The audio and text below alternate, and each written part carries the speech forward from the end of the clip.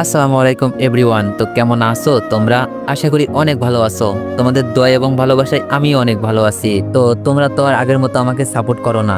তো যাই হোক, তোমরা যতটুকু সাপোর্ট করতেছো এতেই আমি অনেক খুশি। তো চলো বেশি কথা না কইয়া গল্প শুরু করা যাক। মাফিয়ার মনে প্রথম দেখায় আগুন লাগিয়ে দিয়েছো, সবকটাকে শেষ করে তোমাকে আপন করে নিব, রাজ কথাগুলো বলেই অট্টহাসিতে নেতিয়ে পড়ে। এইদিকে আকাশ সাহেব আনাফ চৌধুরীকে ফোন দিয়ে বলে, কিরে আনাফ, কেমন আছিস? আমাকে জেলে পাঠিয়ে ব্যবসা তো ভালোই করে গিয়েছিস, তা তোকে যে জন্য কল দেয়া, মেয়ের বডিগার্ডকে তো ভালোই সাই দিলি, তো আজকে তাদেরকে বাঁচাবে কে? আনাফ চৌধুরী বললেন, কুত্তার বাচ্চা, ওদের কিছু হলে তোদের ছাড় দিব না, তুই ওদের কিছু করিস না। আকাশ সাহেব বললেন, করব না, যদি এমনটা চাস তাহলে ভার্সিটিতে চলে আয়, বাকিটা না হয় একসাথে বসেই হবে।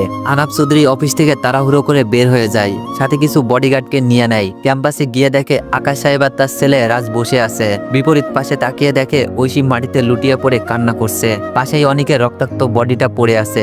আনাফ চৌধুরী দৌড়ে মেয়ের কাছে ছুটে যায়। ঐশী আনাফ চৌধুরীকে দেখেই দৌড়ে ওনাকে জড়িয়ে ধরে বলতে থাকে, আব্বু, আমার অনেককে ওরা মেরে ফেলেছে, আব্বু অনেক কথা বলছে না, আব্বু আমিও মরে যাব, অনেককে এনে দাও প্লিজ। কথাগুলো বলেই ঐশী কান্নায় ভেঙে পড়ে।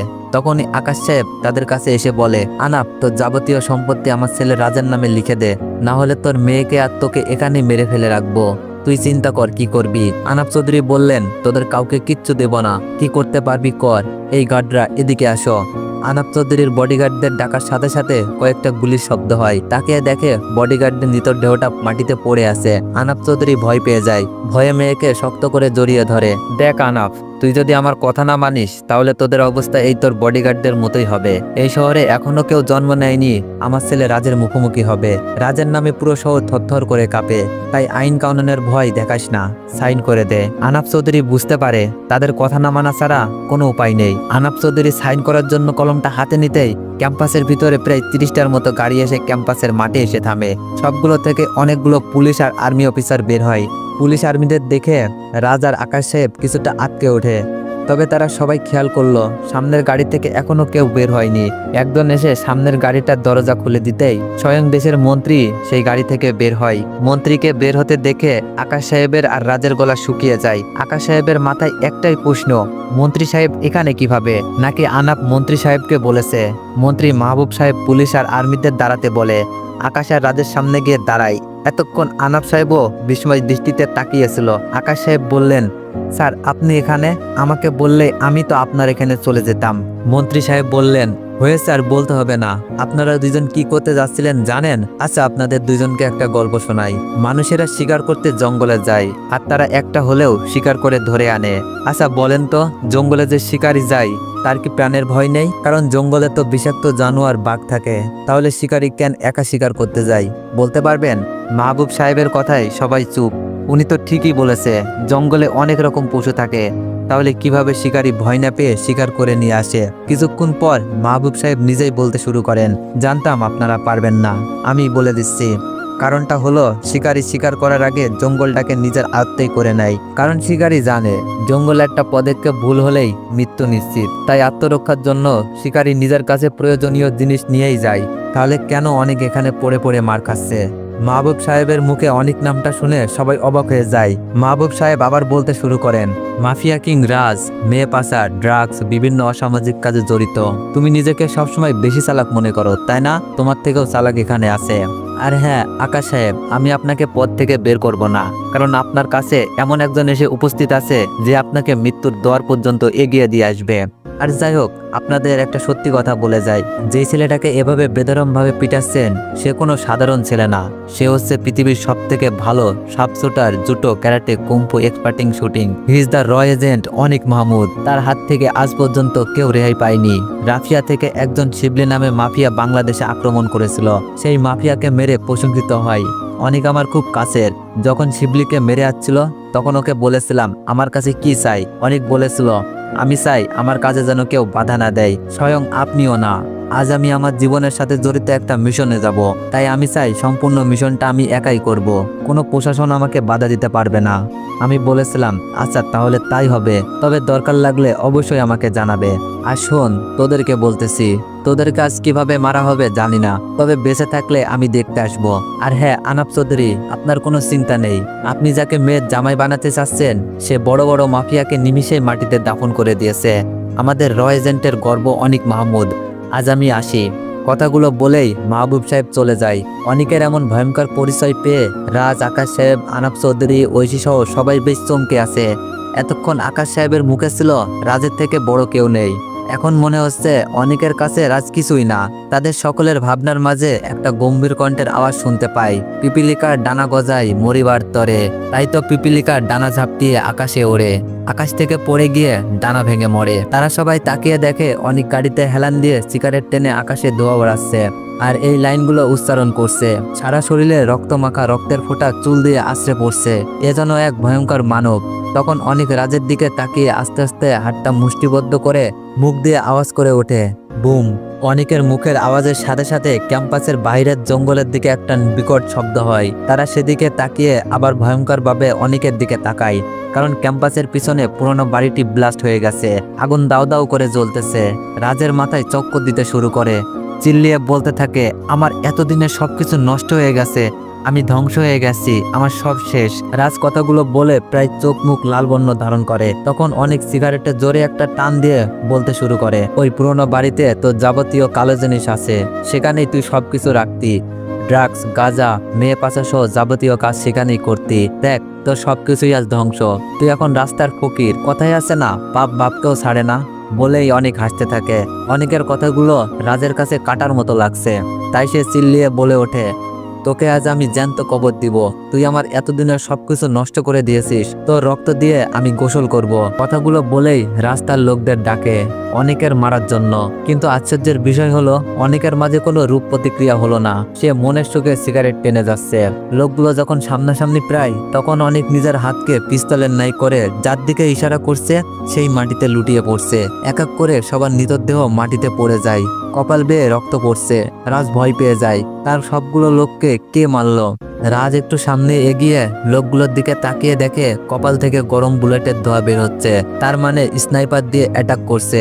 এইদিকে অনেক উচ্চ স্বরে হাসতে থাকে, হাসতে হাসতে বলে, তোর মতো মাসিকে মারতে 1 সেকেন্ডও লাগবে না, তাই না লাফিয়ে বাচ্চার মতো চুপ করে বসে পড়। এতক্ষণ আকাশে চুপ করেছিল, কিন্তু এখন একটু সাহস নিয়ে অনেককে বলে, বাবা তুমি আমাদের পিছনে পড়ে আছো কেন? আমরা তো তোমার কোনো ক্ষতি করিনি, তাহলে আমাদের কেন মারবে? আকাশ সাহেবের কথায় অনেক হাসতে থাকে, হাসতে হাসতে বলে, তুই থেকে বাবা হয়ে গেলাম আর তোরা কিছুই করিসনি তাই না? আজকে তোদের নিজের হাতে কুপিয়ে মারবো। আচ্ছা আমি তোদেরকে বলেই দিই, ও একটা গল্প শোনাই। আয়ান মাহমুদ গ্রুপ অফ ইন্ডাস্ট্রিজের নাম শুনেছিস নিশ্চয়? সেখানকার চেয়ারম্যান ছিল আয়ান মাহমুদ। সে ছিল খুবই উদার মনের মানুষ, সবসময় গরিবদের পাশে থাকতেন। কিন্তু ওনার স্ত্রী যখন সন্তান সম্ভাবনা ছিল, ডেলিভারির সময় সন্তান বেঁচে যায়, কিন্তু ওনার স্ত্রী মারা যায়। তখন থেকে উনি ওনার আগত ছেলেকে চোখে চোখে রাখতেন। উনি সবসময় মনে করতেন ওনার স্ত্রীর শেষ স্মৃতি ওনার ছেলে। ভালোই চলছিল দিন, কিন্তু একদিন 2 জন লোক আসে আয়ান মাহমুদের কাছে, এসেই বলে ওনার স্ত্রীর দুঃসম্পর্কের আত্মীয় হয়, কাজকর্ম নেই, তাই কাজকর্মের সন্ধানে আসছে। তখন আয়ান মাহমুদের দয়া হয়, নিজের অফিসেই রেখে দেয় 2 জনকে। কিন্তু কথাই আছে না, লোক কখনো মানুষের পিছু ছাড়ে না। ওই 2 জনের মনেও লোভ বাসা বাঁধে। তারা চিন্তা করে কিভাবে সমস্ত সম্পত্তি নিজেদের নামে করে নিবে। এভাবে বেশ কিছুদিন চলে যায়। আয়ান মাহমুদ 2 জন লোককে খুবই বিশ্বাস করত, আর এই বিশ্বাসের সুযোগ নিয়ে তারা 2 জন সমস্ত সম্পত্তি নিজেদের নামে লিখে নেয় এবং আয়ান মাহমুদ আর ওনার ছেলেকে বাড়ি থেকে বের করে দেয়। এই কষ্টটা আয়ান মাহমুদ নিতে পারেনি, চলে যায় ওনার আপন ভাইয়ের বাসায়। সেখানে ওনার ভাইকে সবকিছু বলে। তখন সে বলে, ভাইজান দুনিয়াটাই এমন, তুমি কোনো চিন্তা করো না, আমি কোনো উপায় বের করবই।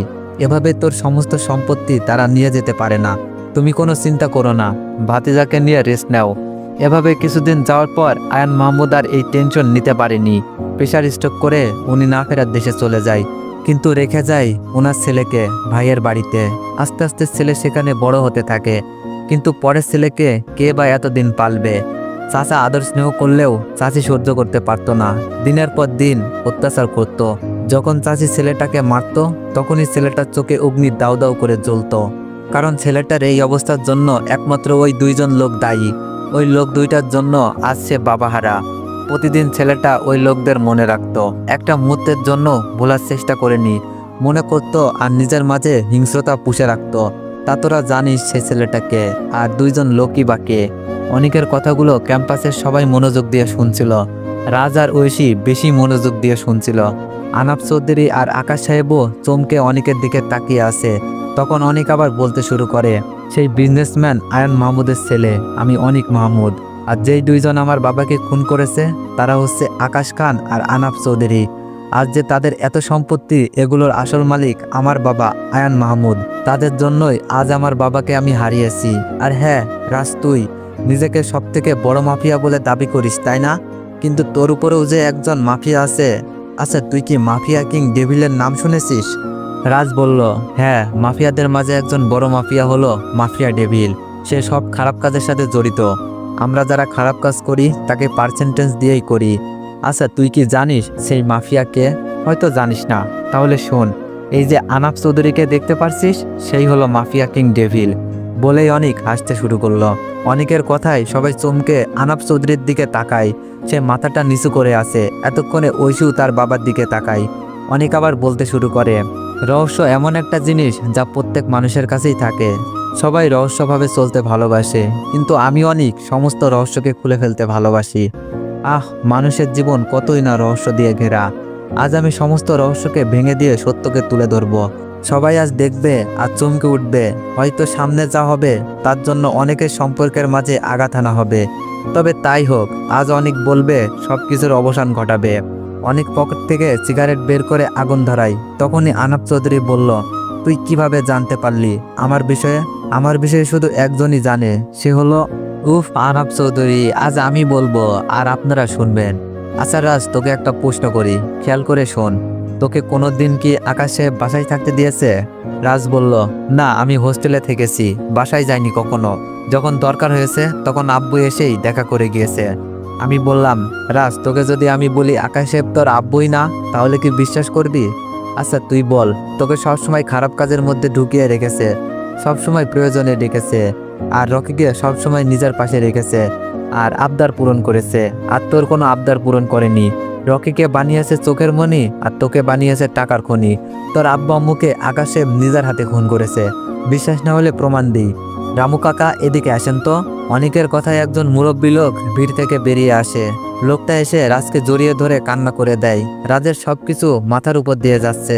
তখন লোকটা বলতে শুরু করে, তো এভরিওয়ান, নেক্সট পার্টের জন্য অপেক্ষা করুন। আর যারা যারা আমার সাথে যোগাযোগ করতে চান, এই ভিডিওর কমেন্ট বক্সে আমার টেলিগ্রামের লিঙ্ক পিন করা আছে। সবাই গিয়ে জয়েন হয়ে যান। আজকে রাত 8টার সময় টেলিগ্রামে লাইভে আসবো। ধন্যবাদ।